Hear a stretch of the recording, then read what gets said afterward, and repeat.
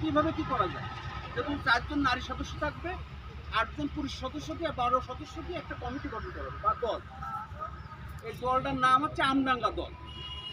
তো তখন আমরা কীভাবে করি, তখন প্রাথমিকভাবে আলাপ আলোচনার খসড়া যেহেতু ওই যে খাল পাড়ের লোকদের আহ্বায়ক কমিটি গঠন করা হয়। খাল পাড়ে বা ক্ষতিগ্রস্ত যাদের খালের ভিতর জমি গেছে বা গেছে, ঘর গেছে, গোয়াল গেছে, তাদেরকে নিয়ে একটা আহ্বায়ক কমিটি গঠন করা হয়। তখন আহ্বায়ক কমিটি 4 জন সহ সবাইকে দৃষ্টি আকর্ষণ করছি, এই 4 জন সহ কীভাবে কমিটি করা যায়। তখন 4 জনের মত বিনিময় করা হলো। এই 4 জন যেহেতু 8 জন পুরুষ লাগবে, 4 জনকে চয়েস করলো। চয়েস করার পর ওটা ডিসিশন হওয়ার বিভিন্ন জায়গার থেকে লোক আমার কাছে আসলো যে আমি থাকবো।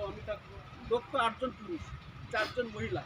এরকমভাবে আমরা একটা করে আমরা বললাম আমাদের তো একটা কথা হয়েছে, বসাবসি হয়েছে, এই অবস্থায় রয়েছে। আমরা কিন্তু কমিটি সাবমিট করি নাই। বিভিন্ন জায়গার থেকে ফোন আসে। তারপরে জানতে জানতে আমি শুনলাম পানি উন্নয়ন বোর্ড রহিম সাহেব আমাকে বললো যে সভাপতি ফোন দিয়েছে, আমাকে সভাপতির নাম্বারটা দিন। আমার ধারণা হলো হয়তো অন্য কেউ সভাপতি সাজে ফোন দিল কিনা। যখন নাম্বারটা পেলাম তখন ঠিক আছে, আমি রহিম সাহেবকে বললাম হ্যাঁ সভাপতি ফোন দিচ্ছি। তার 2 দিন পরে রহিম সাহেব নওপাড়া আসলে আমার যে খসড়া করছিলাম, উপস্থিত যে খসড়া, সেইটা রহিম সাহেবের কাছে আমি অর্পণ করি। তার আগে কিন্তু দেয় না। আমি বলছি যে বসাবসি হয়েছে, আমি চাচ্ছিলাম এরকম একটা পরিবেশ, যে পরিবেশের মাধ্যমে আমি একটা জিম্মি ছিলাম, যেহেতু তখনকার আহ্বায়ক ছিলাম আমি কিন্তু রহিম সাহেবের কাছে যখন আমাদের সভাপতি পৌর বিএনপি সভাপতি ডিসপুট দেয়, তখন তার 2 দিন পরে রহিম সাহেবের কাছে আমি খসড়া কাগজটা দেয়। তার একদিন আগে মনে হয় আমাদের সেক্রেটারির কাছে দেয়।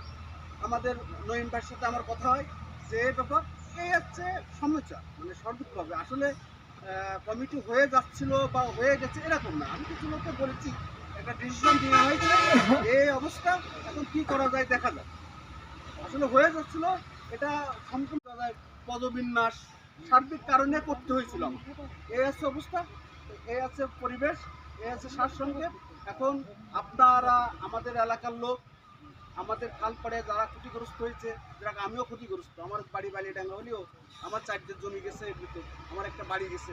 এই জন্য 5 তারিখের পরে আমরা এখানে আসছি। বিশেষ করে আমরা অনেকে আসছি, এই মহাকালবাসীর পাশে দাঁড়াইছি। অনেকে নিচের লোক আসছিল গোলা ফুটানোর জন্য, আমরা প্রতিবাদ করেছি। বা যারা বিভিন্ন উপর মহল থেকে আসছিল তাদের সঙ্গে সহযোগিতা করেছি ইনশাল্লাহ। ইভেন উপদেষ্টা মহোদয় যখন আসছিল তখন ফারেজ স্যার আমাকে ফোন করে, সেই রাতারাতি আমরা এখানে প্যান্ডেল করি।